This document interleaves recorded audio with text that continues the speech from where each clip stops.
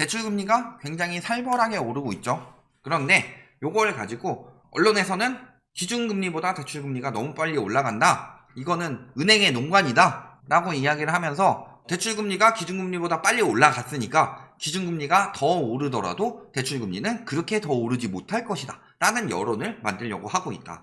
그런데 진짜로 경제의 기역자도 모르는 기자들이 기사를 쓰고 있다. 그래서 앞으로 대출금리가 더더욱 살벌하게 오를 수밖에 없는 이유, 그리고 지금도 살벌하게 오르는 이유, 그리고 이로 인해 벌어질 일들, 이런 부분을 같이 보시겠습니다. 먼저 보시면 대출금리가 굉장히 빠르게 오르고 있습니다. 자, 2.5 수준에서 벌써 4%가 넘어갔다. 자, 가계대출 금리가 4%가 넘어가게 되면요, 대중부유층이 55.5%가 부동산 구매를 하지 않는다 라고 이야기를 했죠. 5%가 되면 78%, 6%가 되면 88%가 부동산을 사지 않겠다. 그러니까 과거에 언론이 떠들었던 지금 금리가 올라가서 현금 부자들만 집을 살 수 있다. 현금 부자들은 집을 살 생각이 없더라. 왜요? 주식 왜 안 삼? 코인 왜 안 삼? 안 사는 이유 당연히 그것뿐이죠. 가격이 떨어지는 추세니까. 그럼 부동산은요? 아직 떨어지는 추세가 완벽히 나오진 않았다. 딱 보면요, 부자들이 왜 부자가 됐겠어요? 진짜로 자산만 늘어난 사람들 말고 빌라왕, 빌라신 이런, 그래서 빌라 왕정신들 말고 진짜로 부동산을 통해서 자산을 많이 불려가지고 부자가 된 사람들, 미실현 이익 말고 실현 이익을 봤던 사람들은 부동산 시장을 모를까요? 모르는 사람들도 있죠. 그래서 불패 심리 하다가 마지막에 한 방에 크게 맞고 나가 떨어진 사람들도 있고, 아니면 돈을 번 사람들도 있죠. 그 사람들은 어떻게 보겠어요? 부자가 될 정도면은 이 경제 상황을 읽을 줄 안다. 보면요, 부동산의 가장 중요한 거는 가격이 아니고요, 가장 중요한 건 황금성이라고 하죠. 미실현 이익이 아무리 올라갔다 소용이 없다. 실현이 돼야지. 도박의 판돈이 계속 올라가서 내가 부자가 되는 게 아니에요. 내가 쟤보다 패가 좋아야지.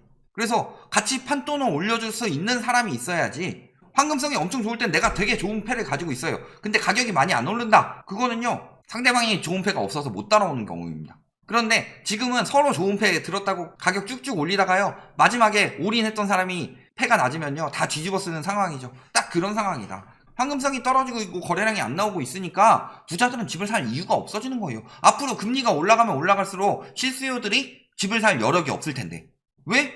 비록 저 집을 금리가 올라가도 상관없을 정도로 돈 한 푼 안 빌리고 살 수 있더라도 안 사는 거죠.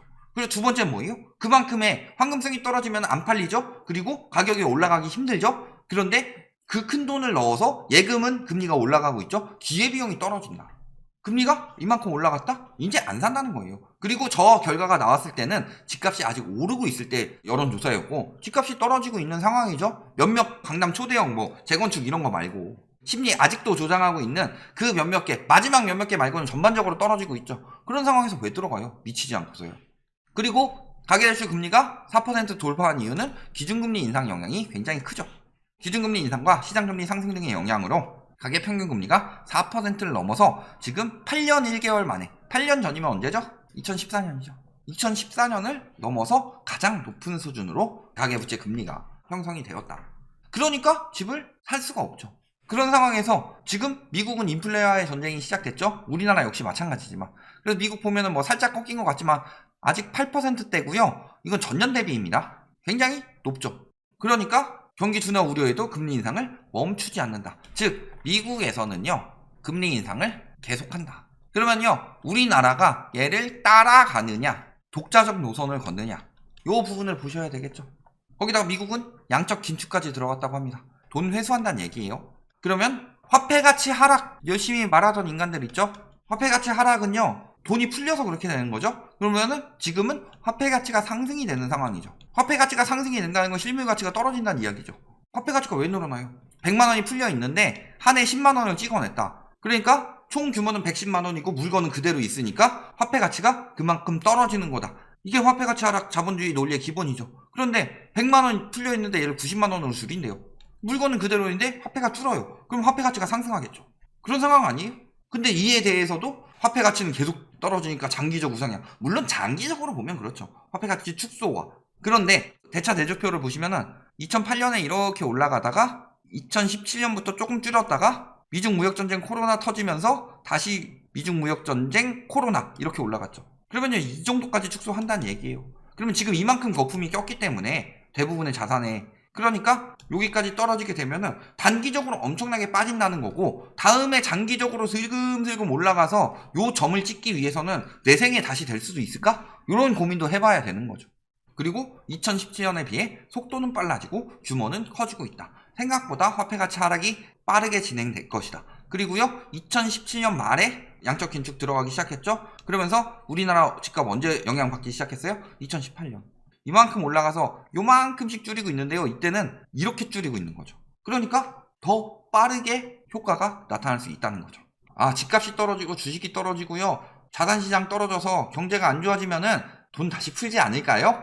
금리 인상 그렇게 급하게 못하지 않을까요? 경제가 안 좋아지는데 그럴 일 없다. 증시 무너져도 패드풋 안 해준다. 금리 인하나 양적 완화 등으로 시장의 유동성을 공급해서 가격 하락을 막아주는 것을 의미. 그런데요, 금리 인상을 미루거나 이거는 물가 때문에 안 되고 시장 친화적 발언 정도는 해줄 것 같습니다. 파월이 여태까지 해왔던 짓을 보면은 중간에 시장 친화적 발언을 하죠. 금리는 계속 올리면서. 그런데 물가가 지금 치솟고 있는 만큼 패드풋은 없다.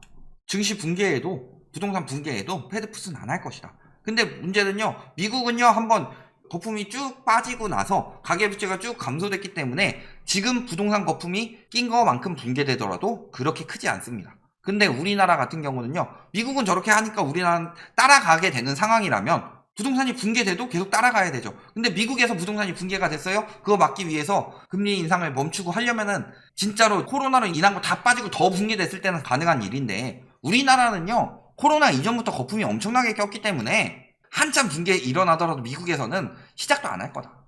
그리고 우리나라도 따라가야 하는 상황이죠. 자, 미국 빅스텝의 한은도 이례적으로 기준금리 연속 인상을 했고요. 그 다음에 문제는 6월에 지금 금통위가 없죠. 근데 미국 같은 경우는 6월 0.5%, 7월 0.5%, 빅스텝 2번 연속으로 밟고 8월에도 거의 밟는다고 보이죠.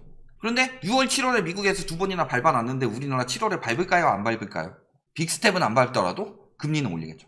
8월에도 거의 올리겠죠. 그러면은 2번 연속으로 올려야 미국이랑 이제 금리 역전을 안 당하는 건데 연속으로 계속 인상할 수밖에 없죠. 기준금리는 계속 인상할 수밖에 없다. 그러니까 대출금리도 당연히 계속 따라서 올라갈 수밖에 없는 상황이다. 자, 우리나라가 안 따라갈 수도 있지 않나요? 안 따라가면 이꼴 나는 거죠. 자, 터키 저금리 집착 물가상승률이 1998년 이후, 이때는 전반적으로 세계적으로 붕괴 일어났을 때죠. 94년에 미국에서 금리 인상 시작하면서 멕시코 붕괴로 시작해서 98년에 러시아 붕괴까지 경기가 한참 안 좋을 때 이렇게 됐던 거죠. 이후 최고 물가 73.5%. 안 따라가는 나라들은 이렇게 된다. 따라가는 나라들은 그나마 물가가 억제가 되고 있는 거고. 그리고요, 환율이 떨어졌어요? 환율 떨어졌으면은 자본 유출을 생각해서 우리나라가 올린 이유는 물가 상승이랑 미국의 금리 인상 따라가서 자본 유출 막기 위해서죠. 그런데 자본 유출은 안 나는 거 아니에요? 환율이 떨어졌으니까. 그런데요, 지금 보면은 외환 보유액이 3개월째 감소하고 있다고 합니다. 그리고 5월 중에는 16억 달러 줄어서 세계 9위 수준이다.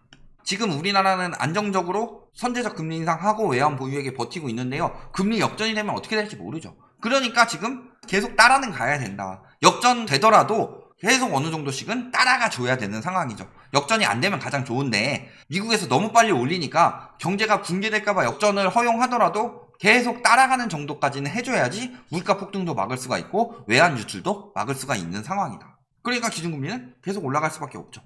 그러니까 이런 이야기들을 하고 있습니다. 자, 기준금리 1%포인트 차이 나는데 가계대출 금리는 같다. 그러면서 가계대출 금리가 연 4%인데요. 은행에서 여기 가계대출 금리만 턱없이 높여서 이자 장사하고 있다. 이런 기사가 나와요. 은행에서 금리를요, 우리가 금리를 많이 받고 싶다. 그래서 마음껏 올릴 수 있는 체제라면은 국가는 왜 있어요?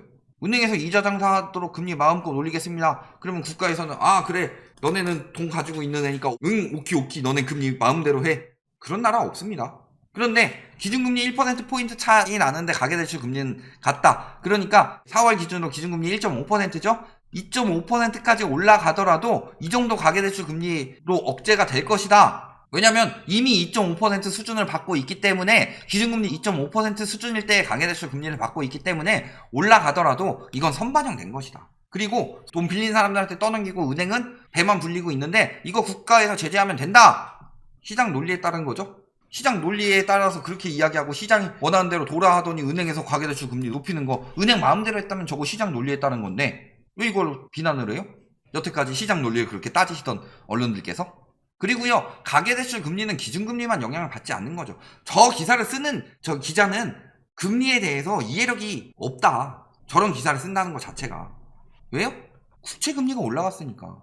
자, 2014년 수준까지 올라갔다고 그랬죠. 국고채 10년을 보세요. 2014년 수준이에요, 거의. 국고채 3년 보세요. 2014년 수준 넘어섰죠. 그러니까 기준금리가 낮아져 대출금리가 올라가는 거예요. 자, 대표적인 예시. 저희가 늘 말씀드리는 거. 자, 2004년부터 2006년 사이에 미국에서 금리 인상을 엄청나게 했고, 이로 인해서 서브프라임 모기지 사태가 터지면서 리먼 브라더스 은행이 무너지면서 리먼 브라더스 사태가 터지고, 그래서 이게 글로벌 금융위기로 발전을 했다. 근데 급격한 금리 인상이 일어났는데 왜 그렇게 기준금리를 빨리 올렸느냐? 초창기에 기준금리를 계속 올리는데 시중금리가 떨어지는 형국이 나왔다. 이 시중금리가 떨어지는 이유는요, 국채금리가 떨어져서 시중금리가 떨어졌고요. 국채금리 왜 떨어졌냐? 국채 가격이 올랐기 때문에 금리가 떨어졌죠. 그럼 국채 가격은 왜 올랐느냐? 수요가 늘어났기 때문에 국채 가격이 올라갔죠. 이 수요는 어디서 들어왔느냐? 중국에서.